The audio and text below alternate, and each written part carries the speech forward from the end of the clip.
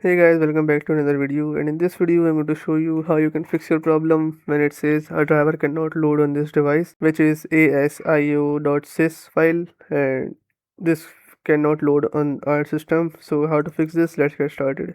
In order to do this, just open settings and then go over to privacy and security and then click on Windows security.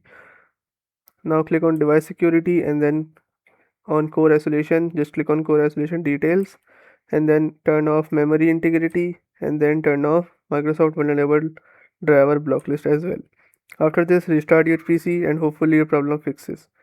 As you can see, it says this change requires you to restart your device. So once you restart, your problem fixes. And if your problem still occurs, so make sure to comment down below so we can bring a detailed guide on this video. Alright, that's it for today's tutorial. I really hope this video helped you solve your problem or learn something new about your PC. My goal on this channel is to make everything about computers simple and easy, whether it's fixing errors, downloading software or any game, boosting performance of any Windows or any game, or understanding new tools. If this video was helpful in any way, don't forget to hit the like button because it really motivates me to keep bringing you more useful content.